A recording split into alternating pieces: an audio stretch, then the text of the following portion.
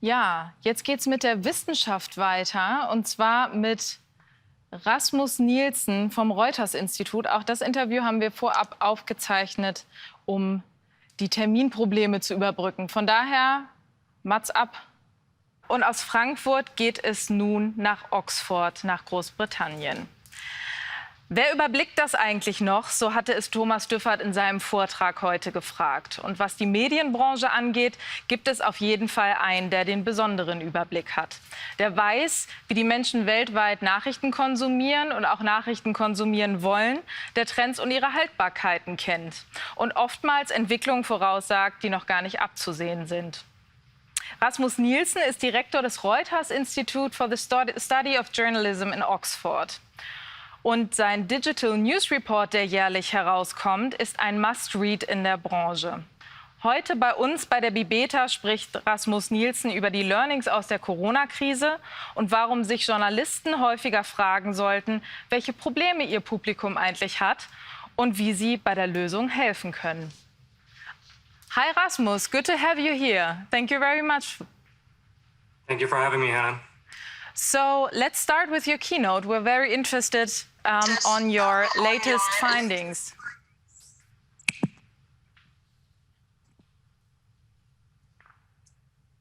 Thank you very much for this opportunity to talk about both the present of journalism, but also I think where we might be heading through this crisis and hopefully to the other side of it.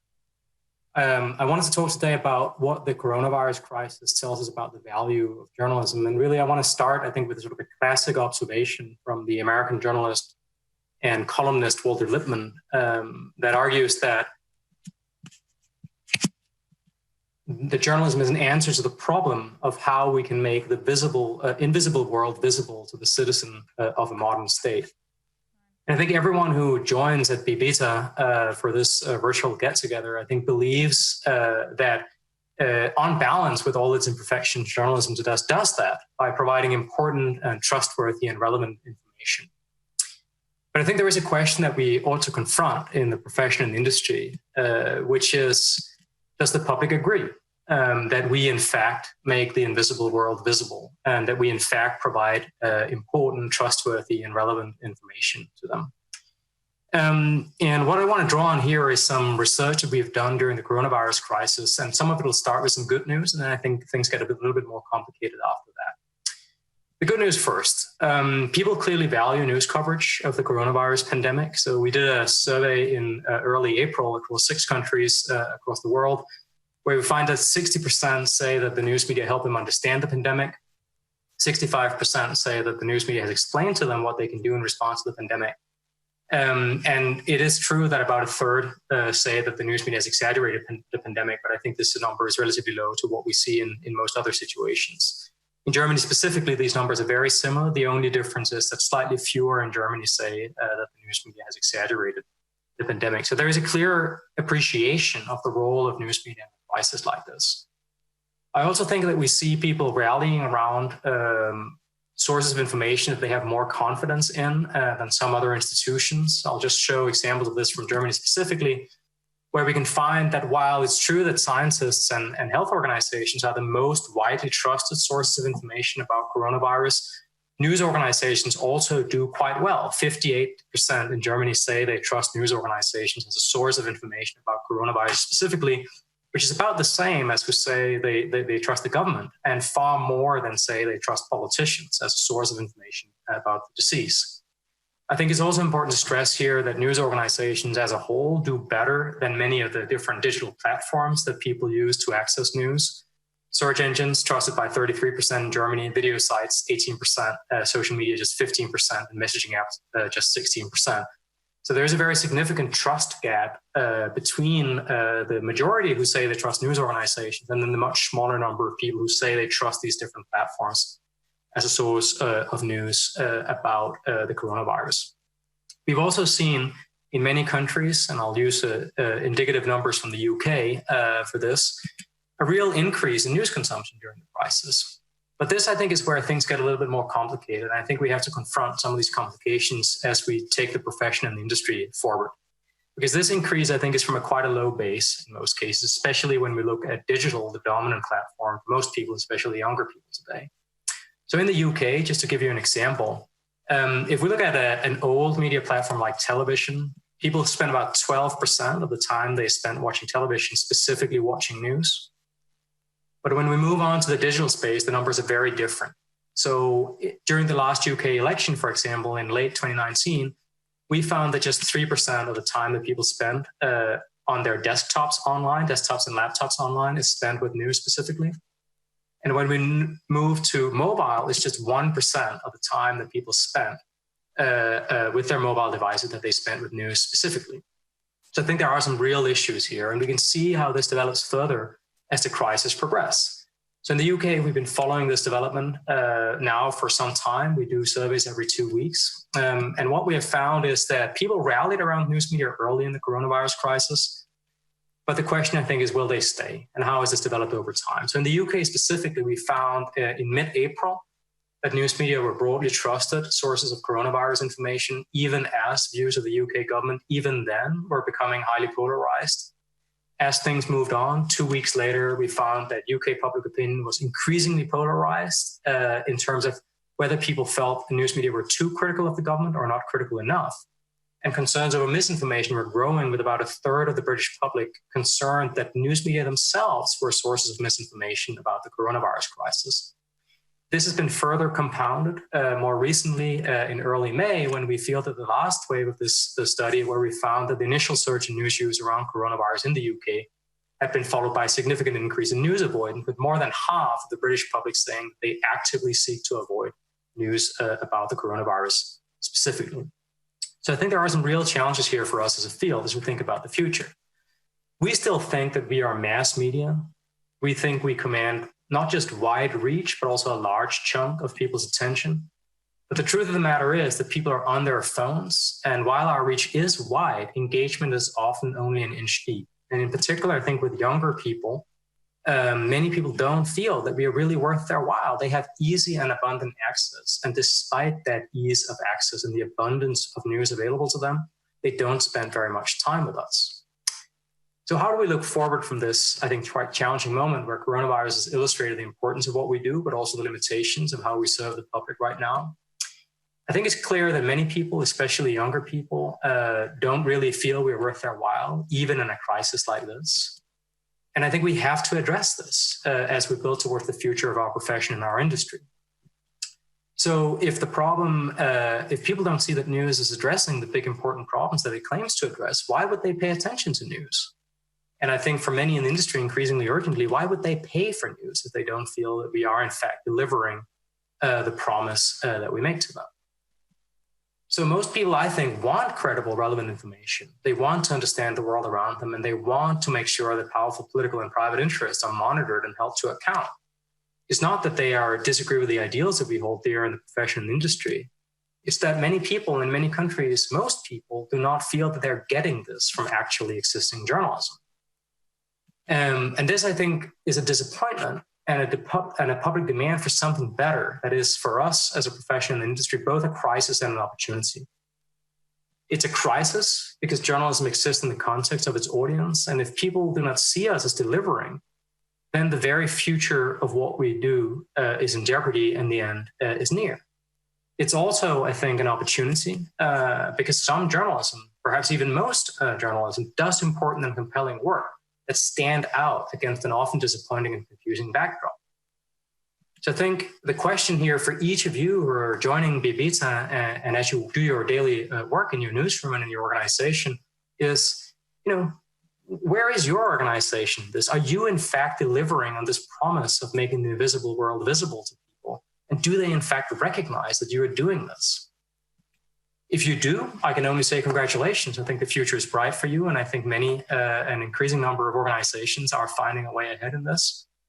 But if you don't, I think that's the challenge that we face, is to demonstrate to people that we are in fact creating value for them in a world where there's no scarcity of information anymore, but a scarcity of clarity and insight that help people really understand the world around them, make the choices that they value from the point of view of their place in the world, and help them do the things that they want to do. This, I think, is our challenge. Thank you very much. Thank you very much, Rasmus, for these insights. So let's talk about this.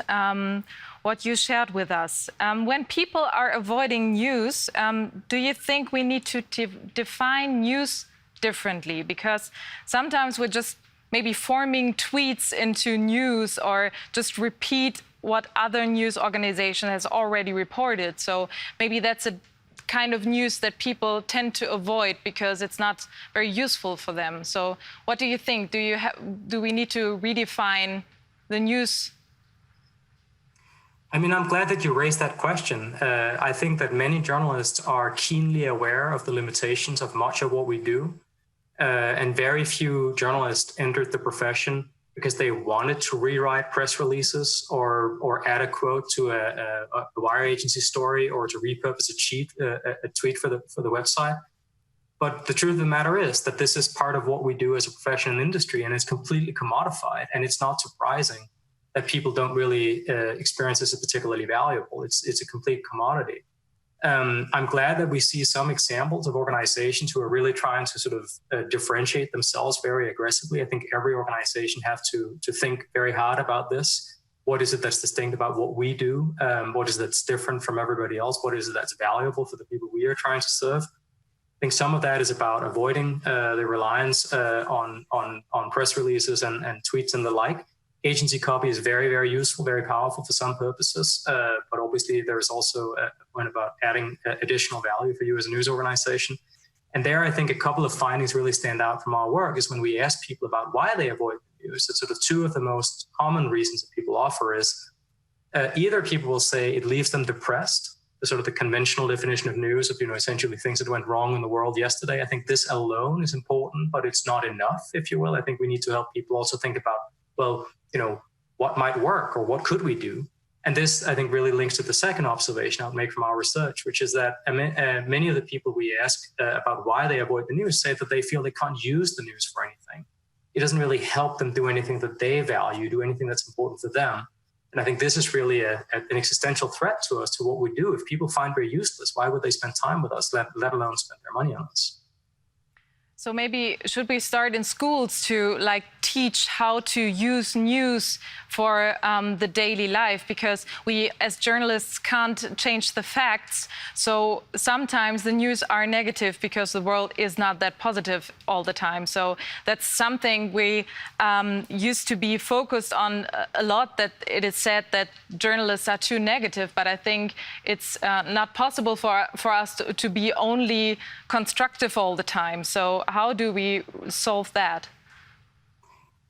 I think, to be clear, I'm not suggesting that the public only wants so-called constructive news or positive news, not at all.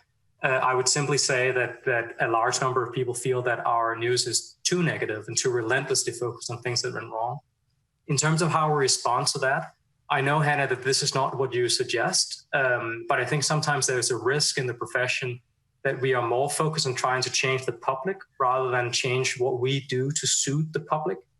I suppose it reminds me a little bit of Bertolt Brecht's famous quote that if the government is unhappy with the people, they should dissolve it and elect a new one. We have to live with the public that we have. This is the public we serve. We don't get to choose our situation. We don't get to choose the times in which we live. We don't get to choose who the people are that we are serving. We have to build up from the values, the perspectives, and the issues that actual people are dealing with. That's the only basis in which we can do journalism that makes a difference.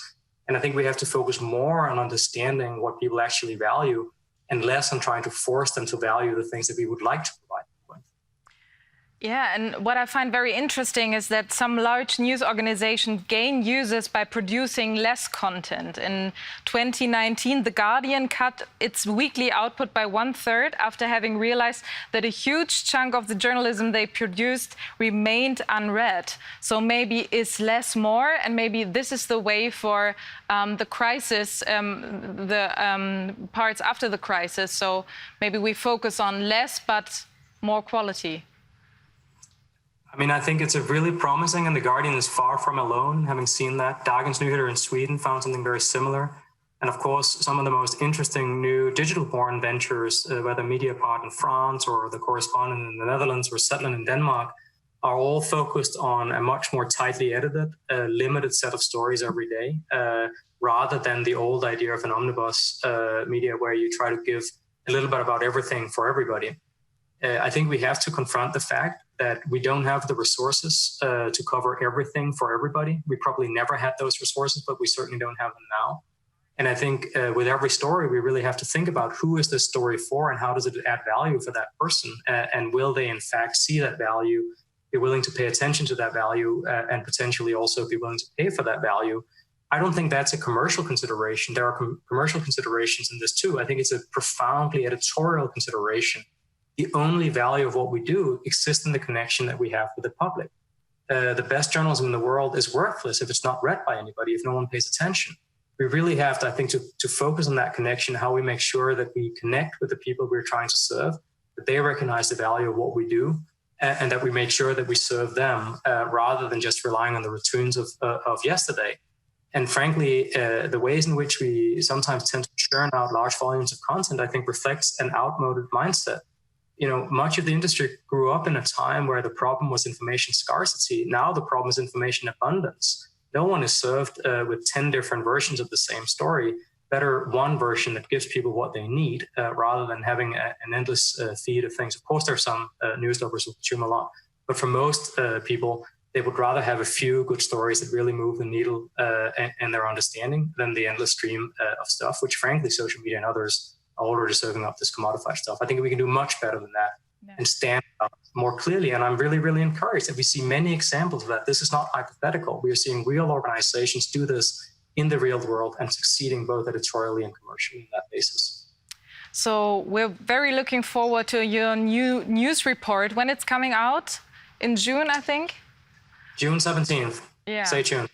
Yeah, we'll stay tuned. So thank you for being with us.